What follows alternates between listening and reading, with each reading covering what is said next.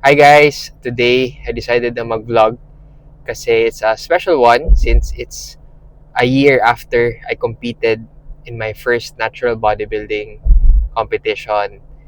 And one of the biggest events for natural lifters is yung NBPH or Natural Bodybuilding Philippines, and ginaganap na siya today and papunta na ako ngayon sa venue. Exciting to kasi I've seen the pub or the post from NBPH na ito yung pinakamadaming participants. We also added a division, parang men's fitness and sports model. So, galing lang kasi mas ano na talaga, I think adding those divisions, mas inclusive na rin talaga. Or mas maraming ma-entice na sumali. Time, it's 10:30 na. Pero nag-start yung show ng 9 a.m. Una yung bodybuilding and then classic physique. Strike!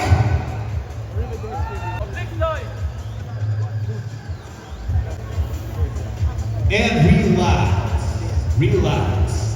Side triceps pose, and strike! Yeah!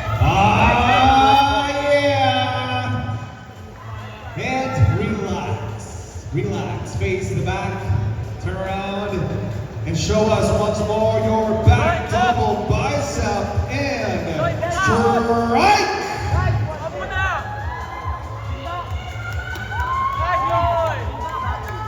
And relax. Face the front, gentlemen. Face the front. And show us your abdominal and thigh pose. And strike!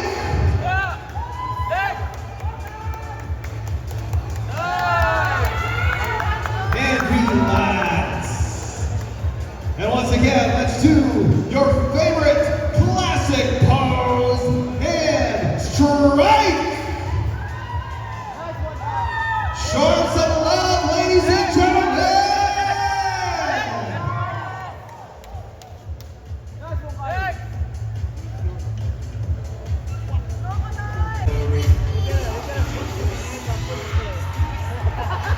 So gentlemen, you know the drill. When I ask you to showcase your physique, continue to freely move. Show that physique, show those poses. Show us your front poses now. Showcase that physique, gentlemen.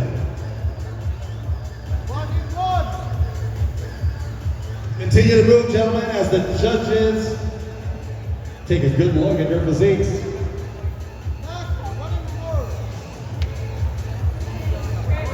Turn around, gentlemen, and face the back, please.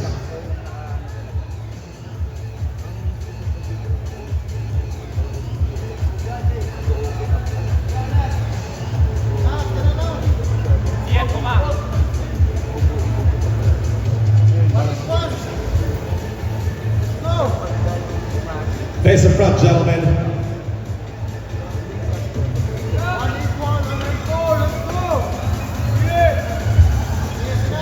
Guys, we're here in the gym.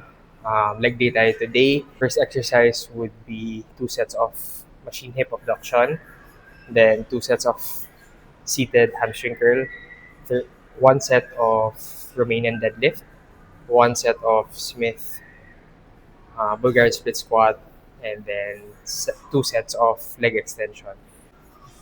So for the first exercise, this would be for targeting your inner thighs.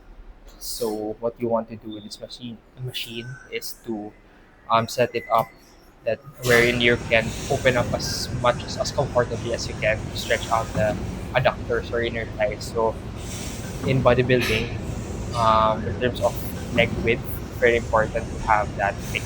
Ayun yung kulang ko. That's why I'm working on it during my off season. So second exercise for the seated hamstring curl. A cue would be make sure that the pad is tight enough to stabilize your legs. So, yan. And try to have a straight leg as much as possible. And then I use my hands to brace. Then think of heels to calves or heels to butt, or to fully contract your hamstrings. So for barbell Romanian deadlift, I make sure to do at least 3 warm-up sets for this because ito yung exercise na usually nagkaka-lower back pain or nagkaka-lower back strain.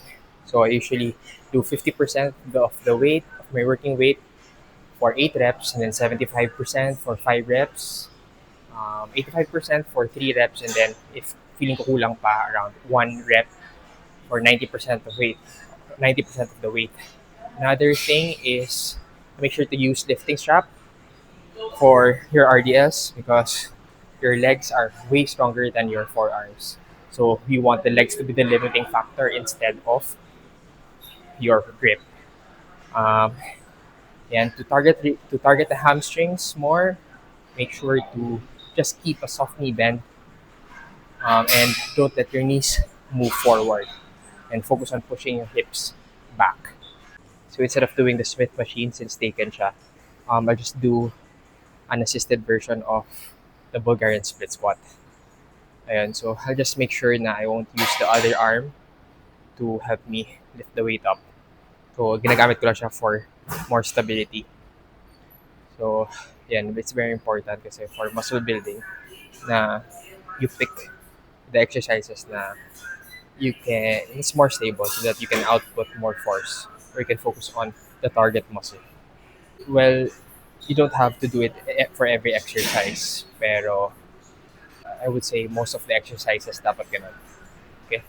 The leg extension, you want as much knee flexion as much as possible. If you have access to yoga blocks, you can place it here. So usually kasi yung mga machines, kulang yung range of motion. You can in order for you to maximize this exercise, you can use yoga block. And for leg extension, it's the only exercise that can isolate your quads, and it also trains your rectus femoris. So rec fem is also a big muscle group in your quads na heavily judged during bodybuilding shows. But if you're not competing, I still would recommend doing this exercise